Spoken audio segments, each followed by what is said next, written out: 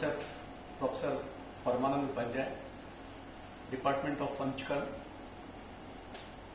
आज का हमारा टॉपिक रहेगा पेशेंट्स इवेल्यूएशन, क्योंकि किसी भी रोगी की जांच सबसे पहले आवश्यक है।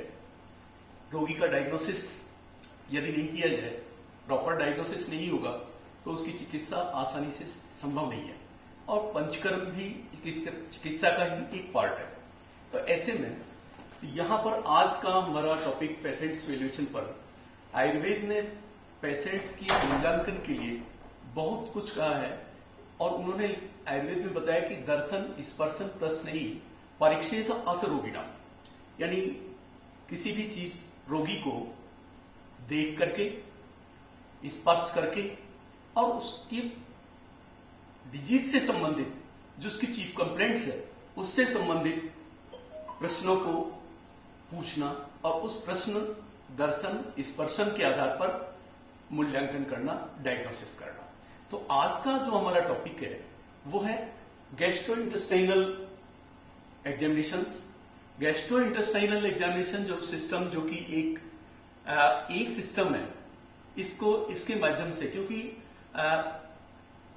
रोगा जो भी जितने भी रोग है, रोगा सर्वे मंदे अर्णव सूत्राम उदराणी, यानी सारे के सारे जो रोग हैं वो अग्नि मांद्य के से ही संभव है, और विशेष करके उदर रोग।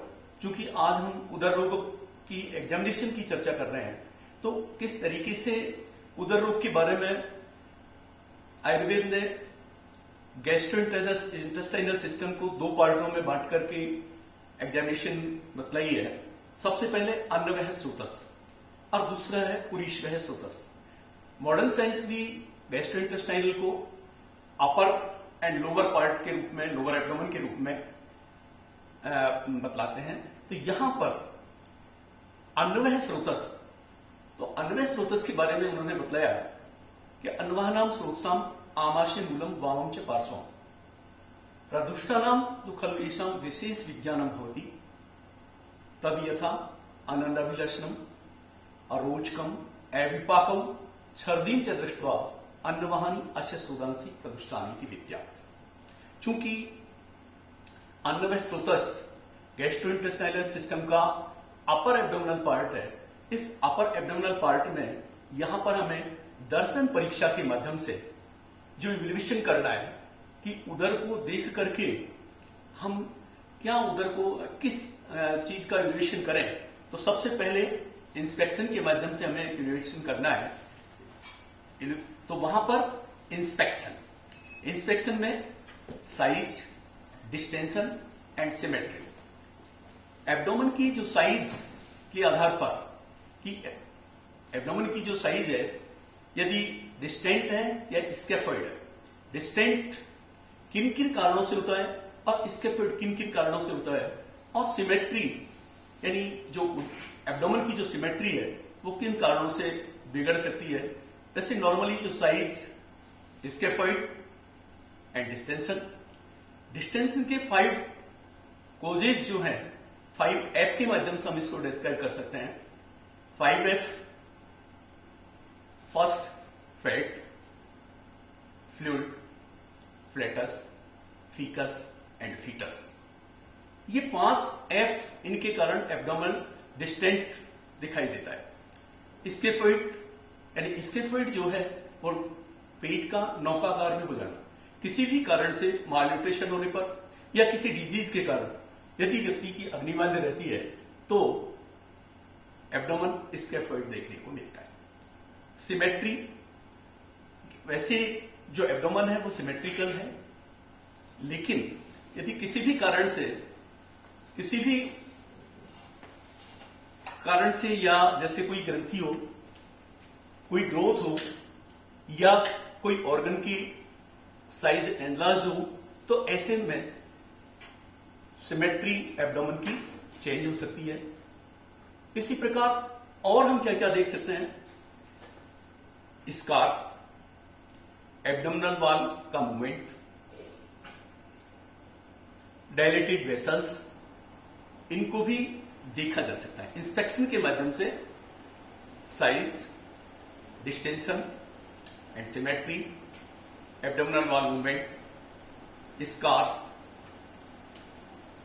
और डायलेटेड वेसल्स और हर्नियल ओरिफाइसेस। इनको देख करके हम डायग्नोसिस कर सकते हैं। यदि हर्नियल ओरिफाइस पर यदि उभार है तो निश्चित रूप से हर्निया हो सकता है। यदि स्कार एब्डोमेन पर देखने को मिल रहा है तो निश्चित रूप से पहले कोई सर्जरी या कोई एब्सेस होने का अनुमान लगाया जा सकता है। डायलेटेड वेसल्स है तो निश्चित रूप से डायलेटेड वेसल्स है तो आगे एब्डोमिनल एसाइटिस या कोई और डिजीज होने की संभावनाएं भी हो सकती है, तो इसका अनुमान हम लगा सकते हैं। इसी प्रकार इंस्पेक्शन के बाद पल्पेशन हम मसेज पल्पेशन के लिए पेशेंट्स के राइट साइड में खड़ा होना चाहिए। लाइट की व्यवस्था अच्छी होनी चाहिए और पेशेंट्स को पल्पेट एब्डोमेन के 9 पार्ट्स में डिवाइड करके आसानी से देखना चाहिए, पल्पेट करना चाहिए। सबसे पहले राइट इलियक जो रीजन है वहां से पल्पेट प्रारंभ करना चाहिए।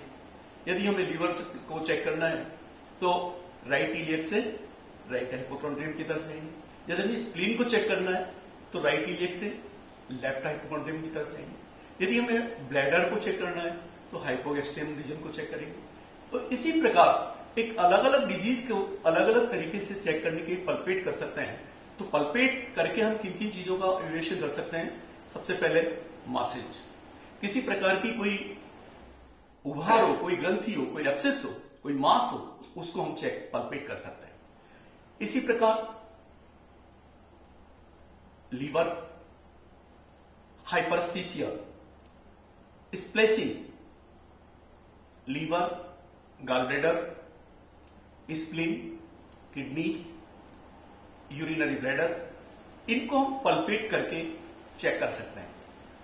इन पल्पेशन के माध्यम से हमें उनके एनलार्जमेंट का मालूम चलता है, किसी प्रकार की वृद्धि तो नहीं हुई है, एब्नॉर्मलिटी तो नहीं है, इसका अनुमान हम लगा सकते हैं पल्पेट के माध्यम से। इसी प्रकार पल्पेशन या स्पर्श परीक्षा का दूसरा चरण परकसन के माध्यम से।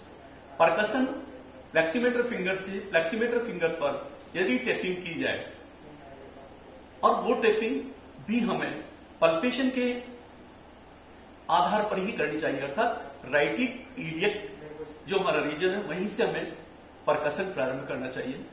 और यदि साउंड लगभग जो एब्डोमेन में जो देखा जाता है वो रेजोनेंट साउंड देखने को मिलती है, यदि किसी प्रकार का मासेज हो या किसी प्रकार की कोई ऑर्गन की वृद्धि हो तो वहां पर हमें डल साउंड देखने को मिलती है।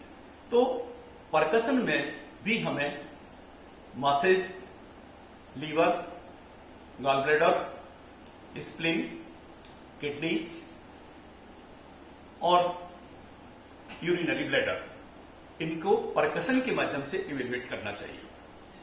इसी प्रकार परकसन के बाद फिर हमें किसी प्रकार के जेनेटल ऑर्गन्स में यदि कोई कंप्लेंट हो तो उसको चेक करवाना चाहिए। ये दर्शन, स्पर्शन और प्रश्न परीक्षा अपर एब्डोमिनल पार्ट की है। इसी के माध्यम से हम प्रश्न परीक्षा, एक हमारा प्रश्न परीक्षा का टॉपिक है। इस प्रश्न परीक्षा में हम व्यक्ति से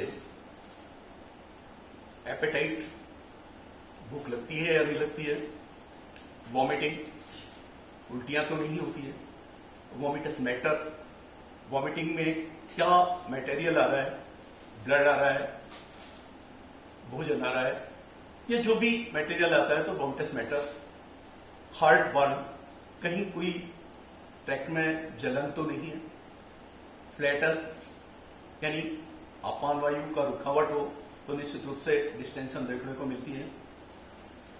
इसी प्रकार वाटर रस, मुंह में कुल्ले कुल्ले पानी का आना और डिस्फेजिया यानी निगलने में कोई कठिनाई हो। तो यदि अपर जीआईटी, अपर गैस्ट्रोइंटेस्टाइनल कोई ट्रैक में कोई प्रॉब्लम है, उससे संबंधित दिक्कत है, तो हमें इन प्रश्नों को पूछना चाहिए और विवेलेट करना चाहिए। तो इस प्रकार आज upper part of gastro intestinal tract के इवैल्यूएशन के बारे में अपन ने चर्चा की है। Next lower part of the gastro intestinal tract का रहेगा। ओके।